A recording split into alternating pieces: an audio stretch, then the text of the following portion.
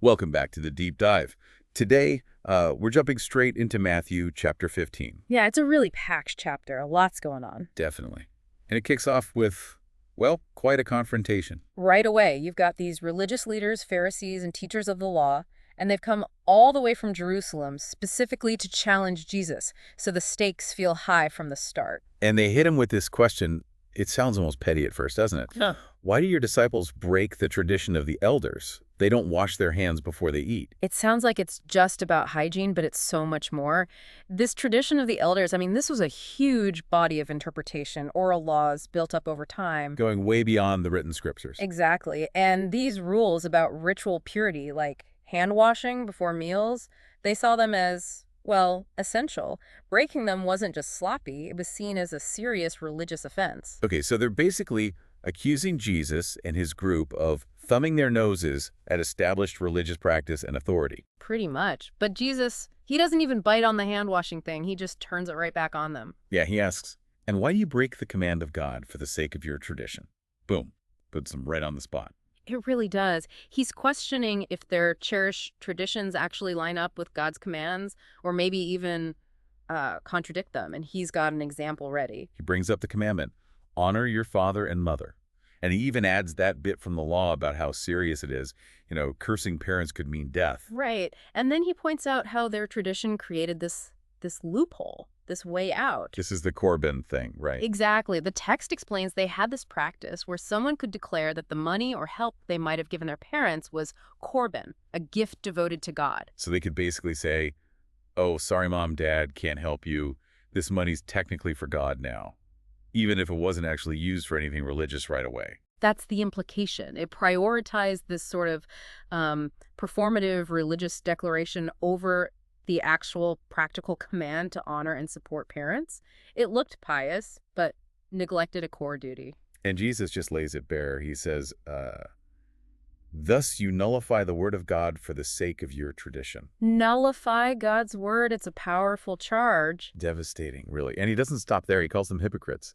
Uses that prophecy from Isaiah. Yeah, about honoring God with your lips, but your hearts are far away, worshiping in vain, teaching human rules as commands. It really gets to the heart of it, doesn't it? The external show versus the internal reality. That's the core of his critique. Their outward actions, the washing, the declarations, they looked good. But inside, their hearts weren't aligned with the true spirit of God's law, like caring for family. So the worship was empty, built on human ideas that actually undermined God's commands. So after that pretty intense showdown with the leaders, Jesus then turns to the crowd. And he says something that must have just landed like a bombshell in that culture. He calls them over and says, listen and understand. What goes into a man's mouth does not make him unclean, but what comes out of his mouth, that is what makes him unclean. Whoa, okay, stop right there. In a world that's soaked in rules about clean and unclean foods, about ritual washing to avoid contamination, saying food doesn't make you unclean. It completely turns their understanding of purity upside down. It must have sounded like heresy to many people there. Absolutely. It dismantles that whole framework built on external things. And, well, predictably, the disciples get a bit nervous. Yeah, they pull him aside later like, Jesus. Yeah, the Pharisees were really offended by that, right? Which, probably an understatement after the whole Corbin thing, too. Right. But Jesus just brushes off their concern about the Pharisees, calls them blind guides, leading the blind, and basically saying their offense comes from their own lack of understanding. And Peter, he's still trying to get his head around it. He actually asks Jesus to explain the parable, this teaching about uncleanness. He needs it spelled out. And Jesus sounds a little surprised, like, are you still so dull after all this time? Yeah, a bit of gentle exasperation, maybe. He explains the obvious physical process. Food goes in the stomach, passes out of the body. It doesn't touch your moral core. But then comes the crucial part, the real definition of defilement. Exactly. He says, but the things that come out of the mouth come from the heart, and these make a man unclean. The heart. So it's internal. It's not about what you touch or eat. It's about what's inside you, driving your words and actions. Precisely. And he gives a list of things that come from the heart and cause this real uncleanness. What's on the list? Things like evil thoughts, murder, adultery, sexual immorality, theft, false testimony, slander. Okay, so serious moral failings, things that harm others and reflect a corrupt inner state. That's the point. It shifts everything. Forget the obsessive focus on external rituals. True purity or impurity starts inside, in your character, your intentions. So the conclusion is really clear then. These heart issues make you unclean, not skipping the hand-washing ritual before dinner. It's a complete paradigm shift. What matters to God is the state of the heart, not just following external rules. Okay, so after delivering this bombshell teaching, the scene changes pretty dramatically again. Jesus leaves that area. Yep, he heads out of the main Jewish regions towards Tyre and Sidon, Gentile territory. And that's where he encounters this woman. The Canaanite woman, she's from that area, and she comes to him just crying out, desperate. Her plea is intense. Lord, Son of David, have mercy on me. My daughter is suffering terribly from demon possession. You can just feel the anguish. And what's amazing is she's a Gentile from a people historically at odds with Israel, yet she calls him Lord and Son of David. She recognizes something profound about him. Across this huge cultural gap. Mm-hmm. But Jesus' initial reaction is, well, it's tough to read. He doesn't answer her at all, just silence. And the disciples, they're basically like, Jesus sent her away. She's shouting after us. It's annoying. Yeah, reflecting perhaps the common attitudes of the time. It feels harsh. And then when she persists and pleads directly, Jesus says that line, I was sent only to the lost sheep of Israel. Which needs context, right? It reflects the initial phase of his mission, focusing on fulfilling promises to Israel first. It wasn't necessarily a final no to everyone else, but about the order of things in God's plan as he understood it then. Still, imagine being her and hearing that. But she doesn't back down. No, she comes right up, kneels down, and just says, Lord, help me. Simple, direct, persistent. And then comes that really difficult analogy Jesus uses. Uh-huh. It is not right to take the children's bread and toss it to their dogs. Oof, that's jarring. Children being Israel, dogs. Likely household dogs, not wild strays, but still, it's a stark comparison. Could easily sound insulting. It's a major test of her faith and humility. How do you even respond to that? But her answer is just incredible. Quick, clever, and full of faith. She says, yes, Lord, yet even the dogs eat the crumbs that fall from their master's table. Wow. She accepts his point about the children getting the main meal, but she claims that even the scraps, the overflow, the crumbs of his power and mercy are enough for her need. It's brilliant. It shows such humility, such wit, and such profound faith in his abundance. She believes even a crumb from him is powerful enough. And it completely wins him over, doesn't it? Instantly. He replies, Woman, you have great faith. Your request is granted. And the text says her daughter was healed right then at that very moment.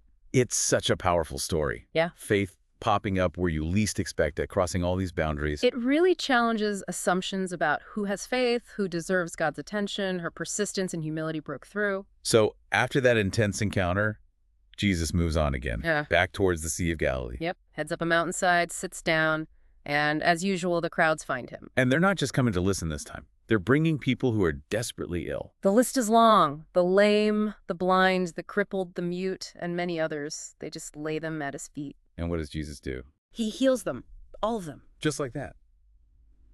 The scale is mind-boggling. Imagine being there, seeing all these different conditions just resolved. And the crowd's reaction is key.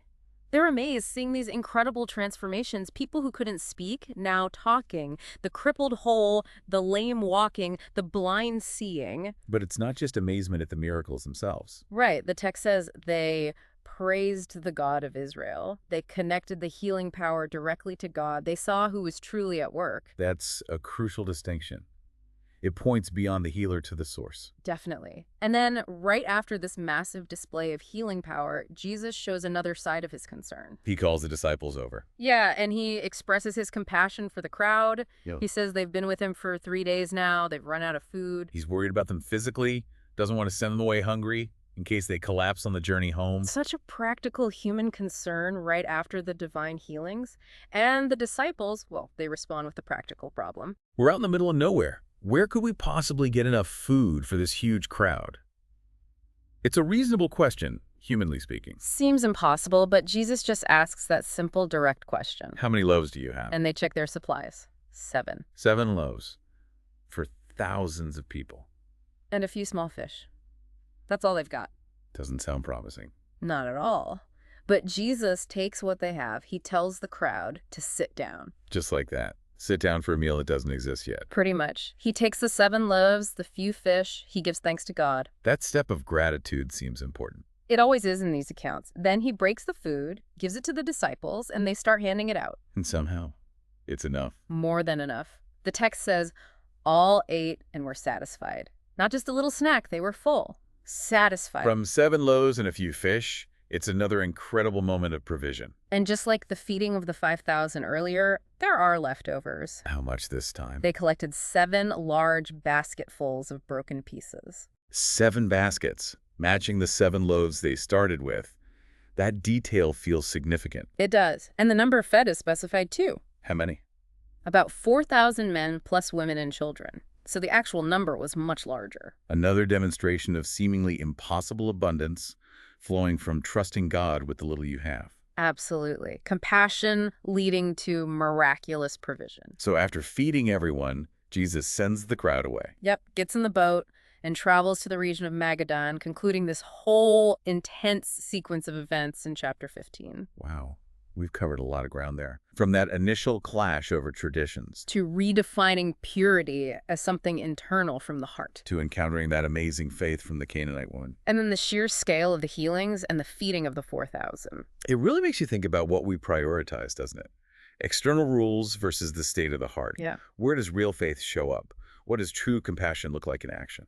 And where does real sustenance, physical and spiritual, actually come from? It challenges so many assumptions. Absolutely. So as you're thinking about all this from Matthew 15, the focus on the heart, faith crossing boundaries, the power of compassion, here's something maybe to chew on. If Jesus pinpoints things like evil thoughts, slander, theft, all originating from the heart as the real source of uncleanliness, what does that mean for us today? How often do we get caught up judging the externals, maybe modern versions of traditions or social customs or group affiliations in ourselves and others? Are we potentially overlooking the actual heart issues, the things Jesus listed that might be producing uncleanliness in our world right now, while we argue about the equivalent of unwashed hands? Just a thought to carry with you.